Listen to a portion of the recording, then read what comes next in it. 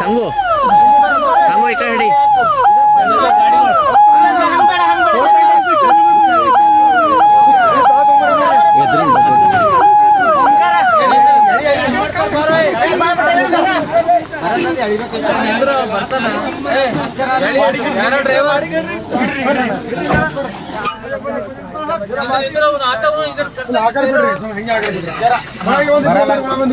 ಇಬ್ರು ಒಳಗೆ ಹೋಗ್ರಿ, ಇಬ್ರು ಒಳಗೆ ಹೋಗ್ರಿ.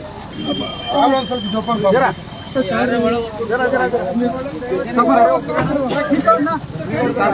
ಇದು ಕಾಲ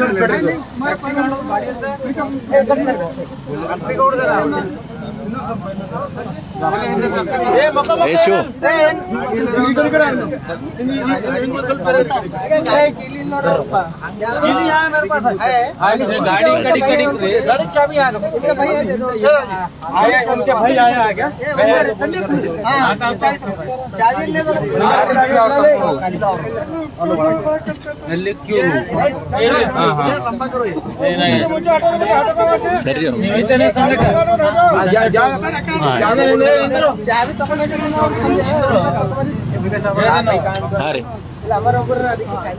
ಎಲ್ಲ ಶುಗರ್ ಫ್ಯಾಕ್ಟರಿ ಓನರ್ಸ್ಗಳಿಗೆ ನಾನು ವಿನಂತಿ ಮಾಡ್ಕೋತೀನಿ, ಯಾರೋ ಟ್ರ್ಯಾಕ್ಟರ್ದಲ್ಲಿ ಕಬ್ಬು ತುಂಬ್ತಾರ ರೈತರು, ಆ ಟ್ರ್ಯಾಕ್ಟರ್ ಓನರ್ಸು ಲಾರಿ ಓನರ್ಸು ದಯವಿಟ್ಟು ಹಿಂದೆ ರೇಡಿಯಂ ಹಚ್ಚಿರಿ.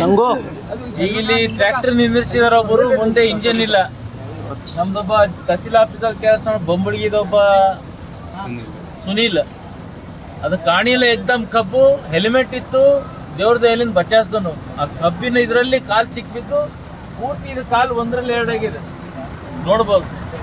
ಎಲ್ಲ ಕಬ್ಬಿನ ಓನರ್ಸಿಗೆ ವಿನಂತಿ ಮಾಡ್ಕೋತೀನಿ, ದಯವಿಟ್ಟು ತಾವು ಆ ಟ್ರ್ಯಾಕ್ಟರ್ಗಳಿಗೆ ಡ್ರೈವರಿಗೆ ಓನರ್ಸಿಗೆ ಹಿಂದೆ ರೇಡಿಯಂ ಹಚ್ಚಬೇಕು, ಇಲ್ಲ ರೆಡ್ ಫ್ಲಾಗ್ ಹಚ್ಬೇಕು. ರೇಡಿಯಮ್ ಎಲ್ಲೂ ನಿಂದಿರ್ಸ್ತೀರಿ, ಅದಕ್ಕೆ ಒಂದ್ ಕಡೆ ಪಕ್ಕಕ್ಕೆ ನಿಂದಿರ್ಸಿ ಗಿಡ ಹಚ್ಚೋದಾಗ್ಲಿ, ಮತ್ತೆ ಏನಾರ ಲೈಟ್ ಪಾರ್ಕಿಂಗ್ ಲೈಟ್, ಅದಕ್ಕೆ ಪಾರ್ಕಿಂಗ್ ಲೈಟ್ನು ಇಲ್ಲ.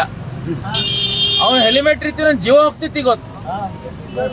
ದಯವಿಟ್ಟು ಅವ್ನ್ ಬಡವನ, ದಿನನಿತ್ಯ ಕೂಲಿ ಕಾರ್ಮಿಕನ, ಒಂದ್ರಾಗ ಎರಡು ಕಾಲಿದಾಗಿದೆ, ಒಂದ್ ಪೂರ್ತಿ ಇದಾಗಿದೆ ಇದು.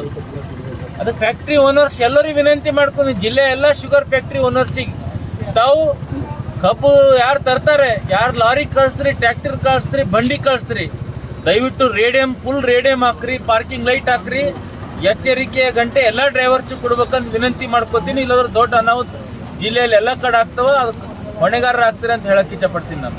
ಪಾಪ ಒಬ್ಬ ಗರೀಬ್ ಕುಟುಂಬ, ಅವನ ಮೇಲೆ ನಿರ್ಭರ ಇರ್ತದ ಕುಟುಂಬ, ಅವ್ನು ಏನ್ರ ಆದ್ರೆ ಹೆಂಗಾಗ್ತದ.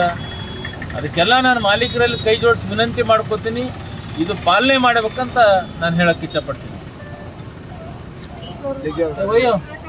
ಏನೆಲ್ಲ ಹೋಯ್ತು, ನಾ ಬರ್ತೀನಿ. ಇಲ್ಲ